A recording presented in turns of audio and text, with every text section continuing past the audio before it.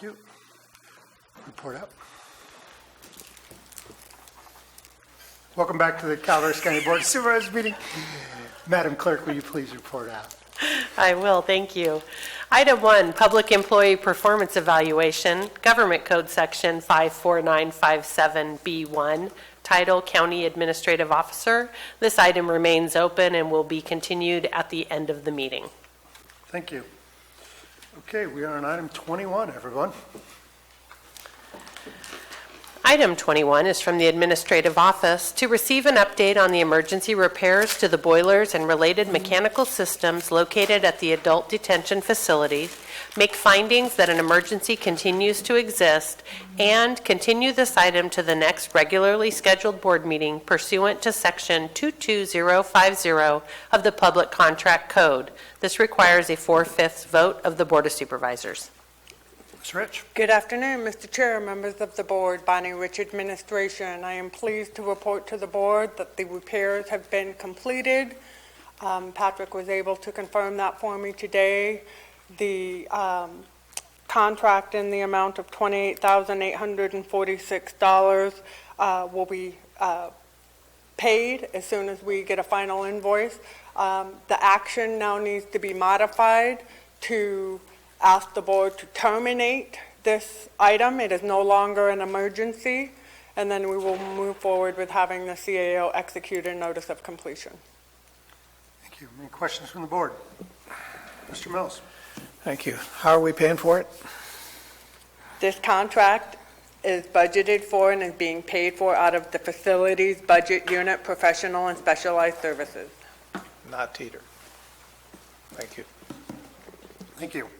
Public comment on this item? Seeing none, I'll bring it back to the board. This is going to require a 4/5 vote. Is there a motion? I'll move this item, Mr. Chair. Moved by Supervisor Toffenelli. Is there a second? Second. Second by Supervisor Stopper.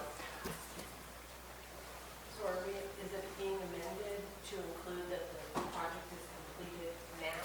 Are we amending? Yes, the item should be for the board to receive a report that the work has been completed, to, number 2, terminate the emergency, and that's it. And my motion stands. Would you like, I think you need to modify your motion with the new language, Supervisor Toffenelli, to terminate the emergency. Well, my motion will be to modify then to eliminate the emergency. Okay. Very well. Supervisor Stopper, is it good with you? Yes. Okay. All in favor? Aye. Aye. Thank you. Everybody vote? All in favor? Aye. Aye. Opposed? Carries 5-0. All together now. Exactly. It's like, wait a second, we're used to the right course. 22. Item 22 is from the Clerk of the Board of Supervisors to select one member of the Board of Supervisors to act as the 2020 CSAC representative and one member to act as the alternate for the CSAC Association year beginning December 3rd, 2019. This item is coming to you as it did last year to have the board select a representative and an alternate prior to the CSAC conference so that our county will be able to vote at the conference. What was done last year was that when the board made their assignments at the first meeting in January, the CSAC representative and alternate were revisited, and you could keep the same appointees or you could change your mind then. But this is so that when we go to CSAC December 3rd, that we will be able to vote. I'm your representative, and then I'd like to remain so. I am the alternate, and I would like to remain so. That I'm already scheduled to show up on the 3rd through 5th. I think for continuity reasons, a 2-year stint is probably far better and will serve our county better than having it rotate every year. So I concur. Okay. Any public comment on this item? Seeing none, I'll bring it back to the board for a motion. So moved. Moving Supervisor Callaway as primary Right. and Supervisor Stopper as alternate. That's the motion. It's a motion by Supervisor. Second. Mills, second by Supervisor Toffenelli. All in favor? Aye. Opposed? Carries 5-0. 23. Item 23 is from the Planning Department to conduct a public hearing, find that the project is exempt from CEQA, and adopt an ordinance amending Chapter 17.44 regarding M4 setbacks and authorize summary publication. Hello. Nice jacket. Thanks. I like this one. My wife bought it for me. All right. So this is Planning Project 2019-070. It's an amendment to Chapter 1744, revising the required setbacks for the M4 Business Park Zone. On September 10th of this year, the Planning Department was instructed by the board to process an amendment to revise the M4 zone setback requirements to be more consistent with other industrial zones. Chapter 1744 of the Calaveras County Code establishes the provisions of the Business Park Zone, also known as M4. Section 1744-070, titled Site Development Standards, contains the setbacks for structures. The M4 zone has separate setback requirements for perimeter and interior lot lines in business park developments. The perimeter setback is 30 feet, which applies to all property lines on the perimeter of M4 zoned areas, be they front, side, or rear lot lines. The setbacks in the interior of M4 zoned areas vary in size. The interior side and rear setbacks are 20 feet, which is 10 feet less than the perimeter setback, while the interior front setback is 50 feet, which is 20 feet more than the perimeter setback. The M1 and M2 zones do not distinguish between interior and perimeter parcel lines. The front setback for all parcels in these zones is 30 feet or 60 feet from the center line of a road, whichever is greater. In order to make the M4 interior front setback more consistent with the M4 perimeter setback, as well as the front setbacks for other industrial zones, the proposed change to Chapter 1744-070 is as follows. Front 30 feet from the property line or 60 feet from the center line of the road, right-of-way, or easement, whichever distance is greater. The perimeter setback requirement will remain in place. This change to the interior front setback will allow more flexibility for property owners to develop M4 zone parcels and will not alter the permitted uses or performance standards for the M4 zone.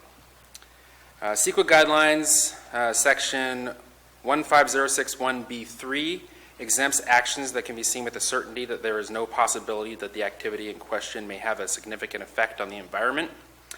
A 30-foot setback currently exists in the perimeter of business parks as a buffer for the development in differing zones. Establishing the same setback for parcel lines bordering the same zone will not have a negative effect. This amendment to the setback requirement does not change any permitted uses, performance standards, or the allowed density or intensity of use in the M4 zone. On October 24th, the Planning Commission held a hearing on the proposed amendment and recommended that the amendment be adopted on a 5-0 vote. Thank you. Any questions from the board? Mr. Mills? Azaris, thank you. Excuse me, Mr. Chair. This is a public hearing. We need to open the public hearing. Thank you very much. Public hearing is open. Thank you. Appreciate Good that. catch. Supervisor Mills? Good catch. Nice catch. So is there a specific M4 parcel that this is aimed at? This question for staff. Or are we, that would be my first question. Is there an M4 parcel that kind of drove this decision? There was a proposal that we have in the Toyon Business Park that was sort of the impetus for this, but in looking at, this would apply countywide wherever the M4 zoning exists. So this helps us to gain some consistency between the M4s, the M1s, M2s. Right. And just kind of get it all in the same number? I think when the M4 zone was created, I think that the concept was these larger sort of business park with large sort of campus-like setting. That obviously hasn't happened. There hasn't been a lot of demand for that type of development. Most of what we see in the M4 zone is similar to what we see in the M2 and M1 zones, so why not make the standards the same? Okay, thank you. Further questions from the board? None. Public comment? Seeing none, I'll bring it back to the board for further discussion or a motion. Just to close the hearing. I was going to close it when the vote, but yes, hearing is closed. Now we'll bring it back for a vote. Sir, so moved. Moved by Supervisor Stopper. Second. Second by Supervisor Toffenali. I have a question, I'm please. sorry, before I call the vote. Supervisor Callaway? Are there any downsides to doing that because of the intensity of use in M4? Well, I'm not sure exactly what you mean. Again, the uses don't change. The only thing that Right. would differ, and typically what we've seen is when you have a large setback, that's where people put the parking, because the buildings have to be set back. In this case, they would have the ability to put the structure closer to the property line, and then parking would be placed elsewhere on the property. So I think it's just allowing more flexibility in rearranging where parking and structures would go. Okay, thank you. Very well, I have a motion and I have a second. All in favor? Aye. Opposed? Carries 5-0. That was wrong.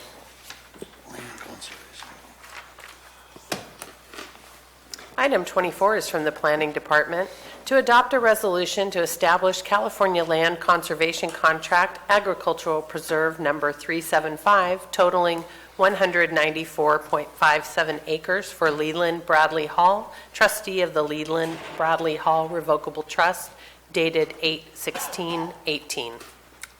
Ms. Kevin? Good afternoon. Gina Cathan, County Planning.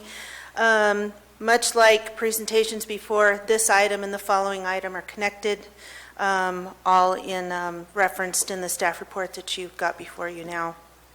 So the first part is the Ag Preserve contract itself. So what we have is Ag Preserve contract number 375, which consists of two contiguous parcels, totaling 194.57 acres. Property is located west of State Route 26, approximately 1/2 mile northeast of the Paloma and Gillum Road intersection. The land is currently leased to David Fisher, who is grazing approximately anywhere from 50 to 70 head of cattle. It's my understanding that he also leases adjacent property as well. Our county farm advisor conducted a feasibility study which confirms the land's capability of producing a gross annual income exceeding $12,000 annually, which exceeds the $2,000 minimum necessary to be eligible for the preserve. Currently, the parcel is developed with a single-family residence, one residential shop building, a horse barn, one well, as well as perimeter fencing. Future improvements pertaining to the ag operation will include cross-fencing the property. The property is traversed by a tributary to Spring Creek, providing seasonal water source for the cattle operation. In addition, there's a large reservoir also located on the property, which also provides a water source for the operation. Currently, the parcel is in the general plan land use designation of resource production, which, as we know, identifies lands primarily used for agricultural, timber production, mineral resource production, for the use or for the purpose of maintaining land's viability and economic productivity. This parcel happens to be located in the designated critical habitat area for the California red-legged frog. In addition, CAL FIRE designates this area as moderate to high fire hazard area. In conjunction with the Ag Preserve contract, the second half of the proposal, zoning the property agriculture preserve signifies the land is restricted by an ag preserve pursuant to the Williamson Act, so we do need to zone the properties appropriately. And again, those are two parcels totaling 194.57 acres. That acreage meets the minimum 100-acre requirement to be eligible under the Williamson Act and the Ag Preserve zoning. So in conclusion, the land meets the minimum requirements to be eligible for the Ag Preserve. There is adequate on-site water supply for the cattle operation. The general plan goals and policies encourage the preservation of land for agricultural purposes. Maintaining the land in agriculture will reduce the residential development and ensure continuous operation of the livestock operation, which will then reduce fire fuels and reduce the risk of wildfires. And maintaining open spaces beneficial to the preservation of wildlife habitat. Your Ag Advisory Committee, your Agricultural Commissioner, and your appointed Planning Commission have all taken this application under consideration, and their recommendation to you is to approve the contract and establish the zoning accordingly. This item is exempt from CEQA, and a notice of exemption has been prepared. Thank you. Questions from the board? Supervisor Toffenelli. Oh, hearings on 25. I have 24 saying it's a public hearing. Public hearing required, yes. Item 24. Madam Clerk? So it's a resolution. Recommendation that was read does not include conduct a public hearing. However, this does go hand in hand with the next item, which was when we will open the hearing. I'm just going by what it says here. On where, Gary, On the top part of the item, for 24? where it says public notice required, yes, public hearing required, yes. So that's what I was seeing, so. It's no If different it's than any other. conjunction with the next one, then I don't have a problem. County council does, that's fine, okay. It was properly noticed. Supervisor I Callaway? have As a such. question Yes. on the financing, and maybe it just hit me today. Your time, planning staff's time is paid for by the general fund. Correct. Who pays for the ag advisors? How is the ag advisor? The Ag Advisory Committee? No, Scott Oneto, when he determines value, who pays for I'm his time? uncertain as to whether or not the applicant pays him directly. I'm assuming there's a fee associated with that, but I don't have that information. Because he does all of our Williamson Act valid correct. economic evaluations, Correct. doesn't he? That would probably be a question, I would imagine Kevin could probably answer that question. But again, I'm not certain. I would assume there's a fee associated with that. That would come directly from the applicant. But I have never seen a receipt or any other document that would verify that money transacted. So maybe my question's for Mr. Mauer. Is there a reason why the planning department does not have a fee? I mean, it's a lot of work that Gina puts into this. Yes, she does put in a lot of work on all of these applications. A couple of years ago, I had proposed that we, when we did a fee update, I think it was in 2015, to provide a fee to cover our costs. The board declined to adopt that fee at that time. Last time when we had the fee update earlier this year, there was some discussion about that. We will be working with the Ag Commissioner and sort of revamping the whole program, hopefully in the near future. We need to update some of the procedures that we have, and hopefully we'll be bringing back some discussion on possible fees to cover our costs in this as well. I mean, because there is a tax advantage for the property owner and a big cost for the county, so. I can't argue with you. Okay, thank you. Any questions from the board? Seeing none. Public comment? Ms. Gorda?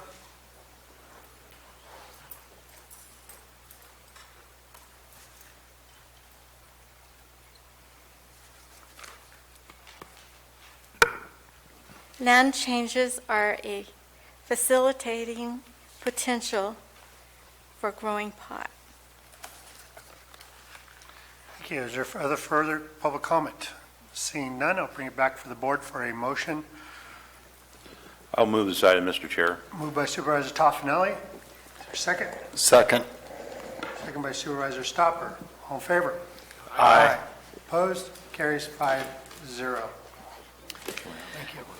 Item 25 is from the Planning Department to conduct a public hearing and adopt an ordinance approving the zoning amendment to Agricultural Preserve to recognize Agricultural Preserve Contract Number 375 pursuant to the Williamson Act for Leland Bradley Hall, trustee of the Leland Bradley Hall Revocable Trust, dated 8/16/18, and authorize a summary publication.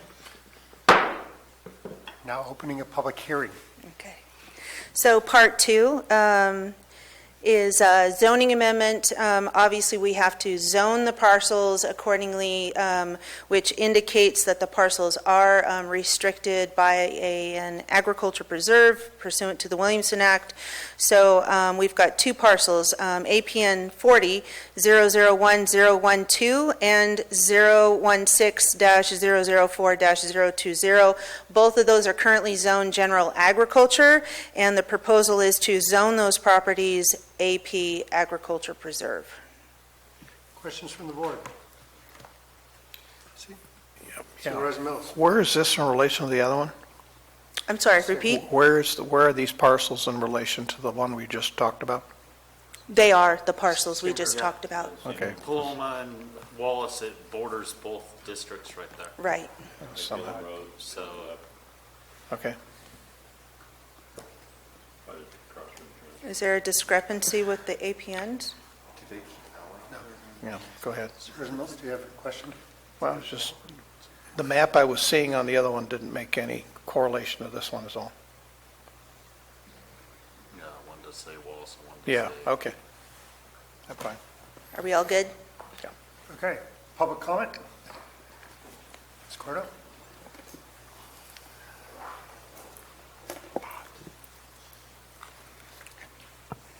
In the paper, Gillum Road and Paloma Road and Highway 26 and Gillum Road are there often. And I am not involved with the Sheriff's Department, so I don't know exactly why. But there are assaults and other things going on. And so, again, I believe that there's the possibility that there may be present marijuana growing there, and this change also facilitates the growing of pot. Thank you. Further public comment? Seeing none, I'll bring it back to the board and I will close the public hearing and look for a motion. I'll move this item, Mr. Chair. Moved by Supervisor Toffenelli. Is there a second? Sir, I'll second it. Second by Supervisor Stopper. All in favor? Aye. Aye. Opposed? Carries 5-0. Great, thank you. Thank you, Gina. Thanks, Gina. Okay, so just take a second. Yeah, I got confused with the next one when I was looking at the maps. So that one's just outside of Valley Springs, right? This one is coming up. Yeah.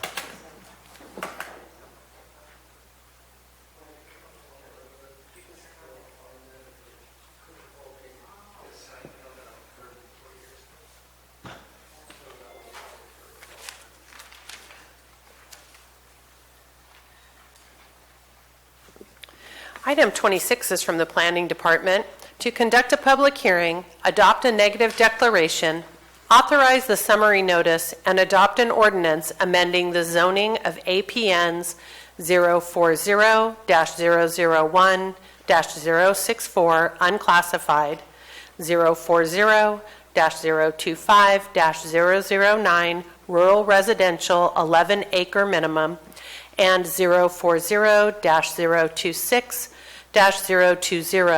rural residential 5-acre minimum to general agriculture for Paloma Farms LLC. Authorize publication of a brief description and map of reclassified property. Thank you. I am opening a public hearing. Hello, Board. Ifatu Samuel, Planning. I'm going to be presenting the zoning amendment for project number 2019-010 for Paloma Farm, LLC. So starting off with the project location, the address is 3501 Paloma Road in Valley Springs, California. This parcel is located on the north side of the Paloma Road, and on the east side of Cosgrove Creek, on the west side of the Paloma and Gillum Road intersection. And here's the vicinity image of the parcel, so you could get an idea of where it is as far as the greater Paloma and Valley Springs area. So the project description is to rezone parcel or APN ending in 009, APN ending in 064, and APN ending in 020 from rural residential to general agriculture to allow for agricultural operations. Which was in the packet, as well as the business plan that was submitted as well, goes more into depth as far as the agricultural operations. As you can see here, it's surrounded by general ag land as well as residential agriculture, unclassified, public service, and rural residential zone parcels. Here's the current split zoning, and here's an image of the proposed zoning amended. As far as the property description, currently the property exists as a hillside slope with an existing metal shop on the property as well. And here's another image of the rest of the property here. As far as compatibility, this property is compatible with the A1 zoning based on the surrounding land uses. It's a mix of land use for 5 to 10 acre personal ranchettes as well as grazing land. Here's a photo of that. As far as general planned use designation, APN 040001064 is designated as resource production and is compatible with the A1 zone. APN 040025009 and APN 040026020 are designated as rural transition B. During the development of the general plan land use map, the 3 APNs were not identified as one legal parcel. APN 040025009, which is 4 acres, and APN 040026020, which is 15.12 acres, were designated as rural transition B based on their individual acreage and are compatible with the general plan based on policy LU 1.4, which allows for lower density or intensity zoning that would normally not be compatible with the land use designation. I'm sorry to interrupt, but I just want to make sure. So these are all one parcel now? Yes, with 3 APNs. So we had a little administrative thing, but it's one parcel? Yes. We're not, okay. Yeah. Thank you.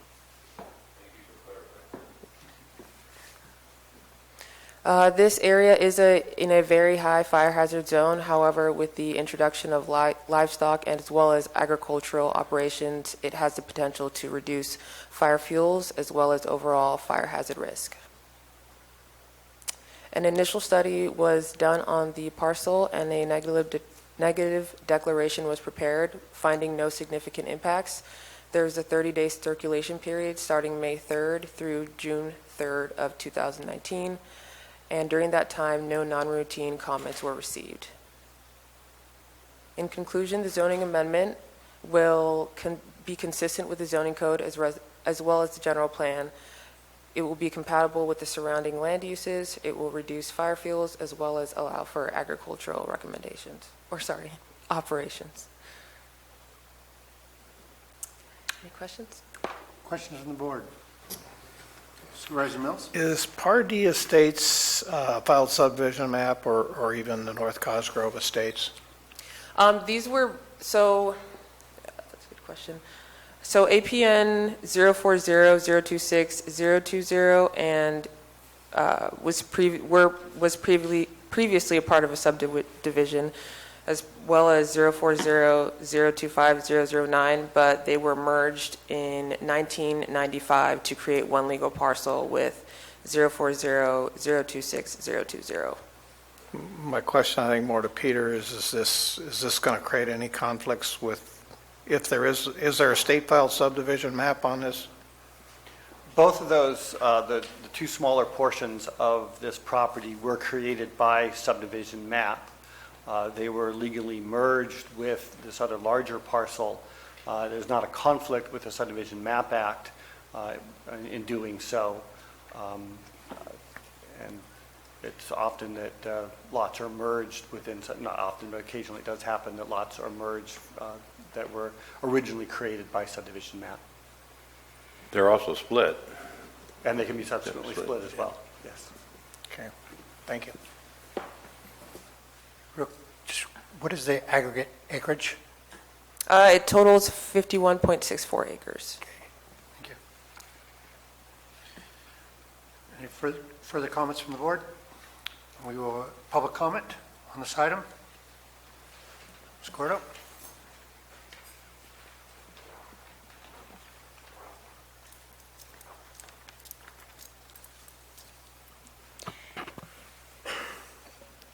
This property is upstream from Valley Springs, where there are wells that service Valley Springs. Also, there's the red-legged frog in the vicinity downstream.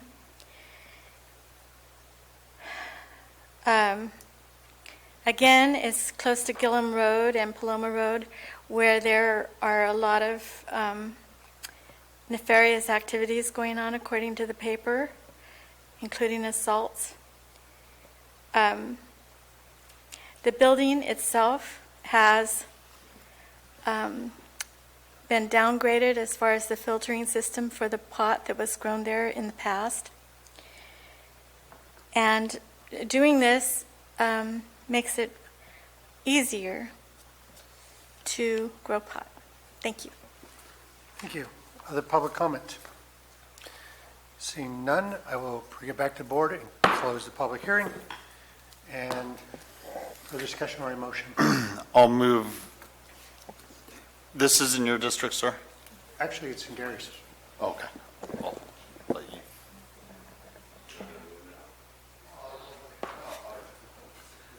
I will move this item, Mr. Chair. Thank you. Moved by Supervisor With that, I'll Baldonado. second it. The second by Supervisor Stopper. All in favor? Aye. Opposed? Carries 5-0. Thank you. We will now go back into closed session to continue our evaluation process. We will report out when we're done, and at that time, we'll do supervisor announcements and wrap it up. Does that work for you, Madam Clerk? Absolutely. Very well. Hey, you have 5 minutes to gather yourself, and we'll meet back there. Thank you. Good luck, Claire.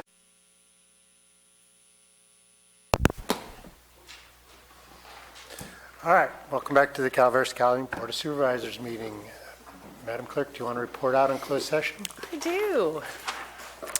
Report of today's closed session, item 1, Public Employee Performance Evaluation, Government Code Section 54957B1, Title County Administrative Officer. There was no reportable action taken. Thank you. That concludes the closed session. We will just move on to supervisor announcements. In compliance with AB 1234, chaptered as Government Code Section 53232.3D, board members shall provide brief reports on meetings they attended at the expense of the local agency at the next regular meeting of the legislative body. This report is required to include meetings attended for which there has been expense reimbursement, such as mileage, meals, lodging, etc., but may also, at the board member's discretion, include any other meeting attended by the supervisor on behalf of the county. Supervisor Callaway, would you like to start? Monday, I will be going to Columbia College. They're having a meeting regarding types of classes they think they should be offering throughout the Columbia College district, predominantly what would be interested people in my district. But so that's where I will be Monday. Thank you. Mr. Mills? Yes, last Wednesday was in Stockton for the GSA meeting, and because I couldn't attend the transportation meeting here on last Wednesday, I went over to Amador County. It was a great opportunity to kind of mix and see what the differences are between the two of us and where we can get some synergy. And so Amador Transit and I will be, Maggie Armont will be meeting with me here very shortly. Thursday, 2Care Tour. It was very interesting, and I know Marita went on that tour as well, to see the 4 different agencies and their 4 different approaches to resolving the fuel reduction and fare break issues within our districts. Very, very informative. And in the evening, Mountain County's Water up in Murphy's.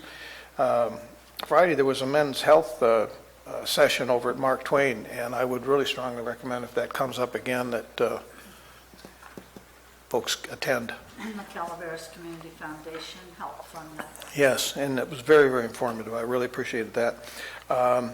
Last Saturday, we had Angels Night Out, but Monday, the CMCAA retreat, and one aha moment from that was that nearly 50% of those that live in Calaveras County currently receive some form of Social Security benefits. That's kind of a huge number. Pay attention to one other thing, that's SB 330, Senate Bill 330. Has to do with land use decisions and housing. It may have an impact on our general plan. That's all I have. Thank you. Supervisor Stopper? CMCAA meeting yesterday. There's a lot of good talk on progress forward.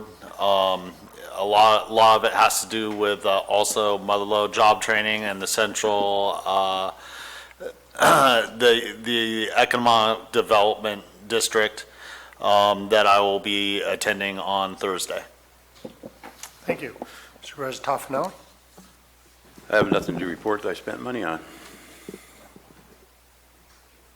Okay. I have nothing to report. Are there any announcements or polling or staff? I do. Madam Clerk? So I just wanted to say that the first week of December, which is going to be before our next meeting on the 10th, I will be attending the CSAC conference and the Clerk of the Board of Supervisors Association conference as well. In addition to Monday, I'll be at New Law doing a presentation on the clerk's interaction with the board. I'm on a panel, and I just wanted to wish everybody a happy Thanksgiving.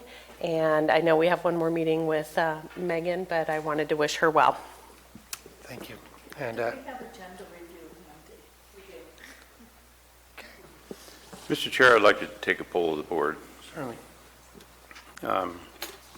We had item 20 today on the agenda, and it is a controversial item. It didn't get the 4/5 vote. I would like to poll the board to see if they would like to, at a future date, bring that back. I need some more information. I need to have a discussion and maybe bring some different views to that item that might garner a 4/5 vote, if the board is interested. the item is to poll whether to bring back item 20. I imagine that would be December 10th, is our next meeting. Supervisor It would be Stopper? 2 weeks. 2 weeks. Supervisor Stopper? Yes. Supervisor Mills?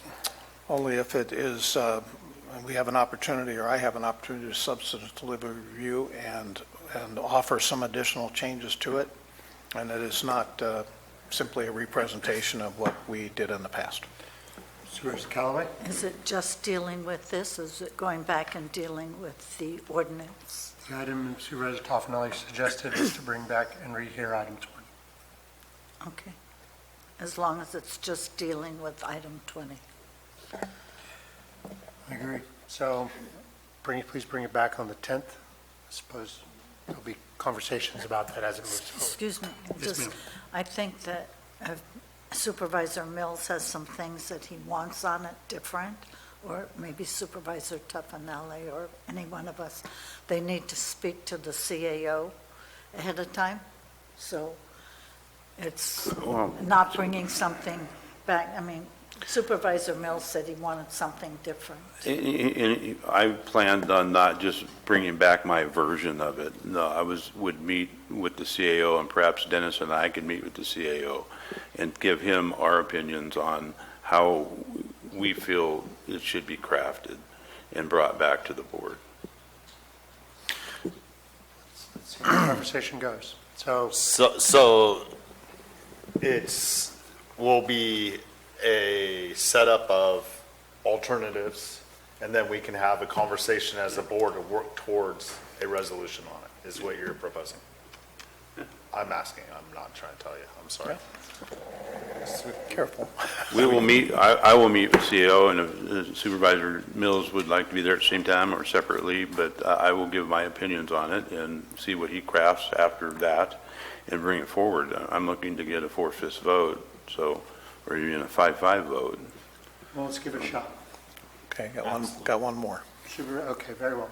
Bring that back, Supervisor Toffenbach, thank you. I would Supervisor Mills? like to poll the board for direction to staff to recreate the grant opportunity position that we had under Diane Van Overloop McNown years ago, and begin to look at those opportunities that we literally walk away from because we're not paying attention, and also that could become an administrative position and that they would be administering or overseeing grant opportunities. So I would just like to poll the board for direction on that. This is to bring back and create a new position to take on grant opportunities. I think this is something that we should be discussing, not as a poll, but open and possibly at Bring it back as just simply an agenda item so that we can have that full discussion of what that would look like. And I'm just asking for direction to staff to do that. We have very little time till the end of the year. We only have a few meetings. Could be in January.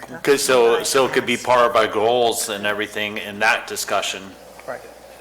So, If I may help the discussion, one of Krista Von Lotta's goals in the CAO's office has been to write a more comprehensive grant policy and how we would go about. Sorry, I'm sorry. Sorry, I'm just reminding the board that this, I want to caution you from getting into substantive discussion because none of this is on the agenda. So if this is purely to poll staff For to bring direction. a future item back, we can Thank you. leave it at that. But any substantive discussion, I would caution you to go further. Thank you. Supervisor Mills, is this just you want a poll to have this as a general item, or do you want this to be part of the budget discussion? Or where are you at? Where the CAO feels it could be fit, that's fine, but I think it needs to be a discussion that we have. Where would you think would be appropriate? I think probably the last meeting in December, we're going to bring Brett back discussion on grants, and it will fit in that. We'll open opportunity for that. Either In December? Yeah, the last meeting in December or the first in January. Okay. Let's poll the board. Supervisor Mills, yes. Supervisor Stopper? sure. Supervisor Toffenali? Yes. Supervisor Callaway? No. Supervisor Garamendi? No, I think it'll be part of a budget discussion. But carries. So we'll bring it back. Or move it forward. Very well. If there's anything else? Sensing a consensus to adjournment, we stand adjourned.